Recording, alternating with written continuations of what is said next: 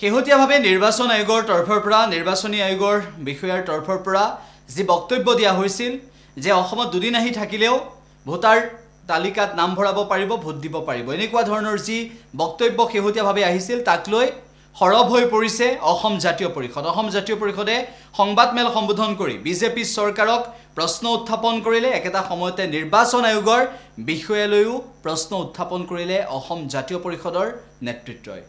অসম চুক্তিখন নকশাত কৰিছে কাজাতি, তাৰ লগে লগে আকৌ 2024 লৈকে নাগৰিকত্ব দিয়া যিটো ব্যৱস্থা বিজেপিয়ে কৰিছে, তাৰমানে সেইখিনি বিদেশী বুজাও আমি ল'ব লাগিব। আকৌ এতিয়া এছআইৰ জৰিয়তে তেওঁলোকে যিটো ষড়যন্ত্ৰ কৰিছে ইলেকশ্যন কমিশ্যনক ব্যৱহাৰ কৰি, তাৰমানে অসমত মানে আমদানি কৰি তেওঁলোকে ভোটদান কৰিব, ভোটদান কৰাৰ পাছত তেওঁলোকে চৰকাৰ পাতিব বিচাৰিছে। সেই ষড়যন্ত্ৰক আমি কেতিয়াও হ'ব লাগিব। গতিকে অসমৰ খিলঞ্জীয়া মানুহৰ অধিকাৰ, যিটো মৌলিক অধিকাৰ, বিশেষকৈ নাগৰিকত্বৰ যিটো মৌলিক অধিকাৰ ভোটাধিকাৰ, সেই ভোটাৰ দিয়াৰ কাৰো কোনো ধৰণৰ আমাৰ অধিকাৰ নাইকিয়া হৈ যাব। গতিকে এটা গণতন্ত্ৰক নিষেধ কৰিব বিচৰা হৈছে, আমাৰ ভোটাধিকাৰটো নিষেধ কৰিব বিচৰা হৈছে। আমাৰ খিলঞ্জীয়া মানুহ বা অসমীয়া মানুহ যিসকল অসমত বসবাস কৰি আছে দীৰ্ঘদিন ধৰি, যিসকল ভাৰতীয় নাগৰিক, তেওঁলোকৰ গোটেই ভোটাধিকাৰ, যিটো মৌলিক অধিকাৰ তেওঁ নস্যাৎ কৰি তেওঁলোকে বহিৰাগত বা বাহিৰৰ পৰা তেওঁলোকে ভোটাৰ আমদানি কৰিব আৰু নিৰ্বাচন জিকা প্ৰক্ৰিয়া আৰম্ভ কৰিব। সেইকাৰণে আমি কোনো কাৰণে এই বিষয়টো আমি মানি ল'ব নোৱাৰো। তাৰ কাৰণে তীব্ৰ আমি বিৰোধিতা কৰিছো আৰু বিৰোধিতা কৰি যাম। আৰু অসমৰ জনসাধাৰণকো সজাগ কৰিবলৈ কাৰণে আমি আহ্বান জনাইছো, যাতে এই ক্ষেত্ৰত কোনো কাৰণে নিজৰ অধিকাৰ, ভোটাধিকাৰ আৰু নিজৰ অসমক ৰক্ষা কৰাৰ স্বাৰ্থত এই যি কাম কৰিবলৈ বিচাৰিছে এছআইৰ জৰিয়তে ইলেকশ্যন কমিশ্যন আৰু বিজেপি ছত্ৰছায়াত থাকি যিটো কাম কৰিব বিচাৰে, তাক যাতে সকলোৱে তাৰ বিৰোধ কৰিবলৈ কাৰণে আমি আহ্বান নহয়। এই চক্ৰান্তটো চাওক, প্ৰথম কথাটো হ'ল গোটেই নিৰ্বাচনী প্ৰক্ৰিয়াটোত সন্দেহৰ আৱৰ্তত বহুকেইটা বিষয় সন্দেহৰ আৱৰ্তত আছে।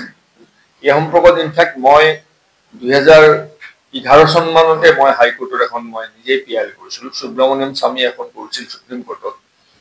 ফাইনেলি ভিভিপেট ব্যৱস্থাটো সুপ্ৰিম কোৰ্টৰ ডাইৰেকশ্যনত ইলেকশ্যন কমিশ্যনে কাৰেক্টিভ মেজাৰ হিচাপে ভিভিপেট চিষ্টেমটো ইন্ট্ৰডিউচ কৰিছিল, যে ভোট দিয়া ভোটাৰজনে জানিব তেওঁ কাক ভোট দিছে, শ্লিপ এখন ভিভিপেট মেচিনত পৰে, আৰু যদি প্ৰয়োজন হয় তেতিয়াহ'লে সেই ভিভিপেট শ্লিপখিনিও কাউণ্ট কৰিব পাৰে।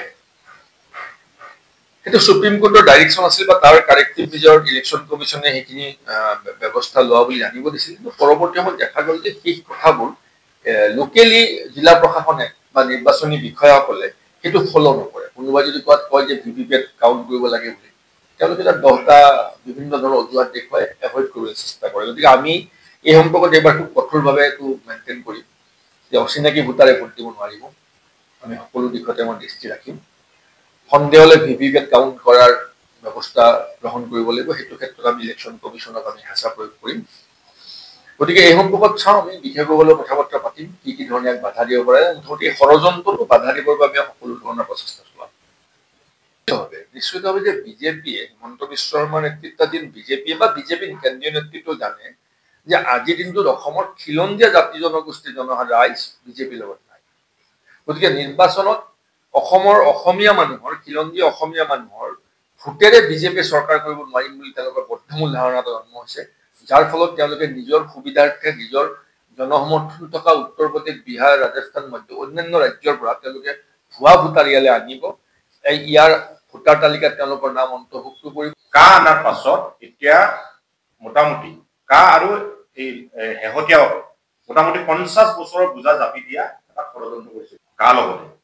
অসম চুক্তিখন নকশাত কৰিছে কাজাতি, তাৰ লগে লগে আকৌ 2024 লৈকে নাগৰিকত্ব দিয়া যিটো ব্যৱস্থা বিজেপিয়ে কৰিছে, তাৰমানে সেইখিনি বিদেশী বুজাও আমি ল'ব লাগিব। আকৌ এতিয়া এছআইৰ জৰিয়তে তেওঁলোকে যিটো ষড়যন্ত্ৰ কৰিছে ইলেকশ্যন কমিশ্যনক ব্যৱহাৰ কৰি, তাৰমানে অসমত আমদানি কৰি তেওঁলোকে ভোটদান কৰিব, ভোটদান কৰাৰ পাছত তেওঁলোকে চৰকাৰ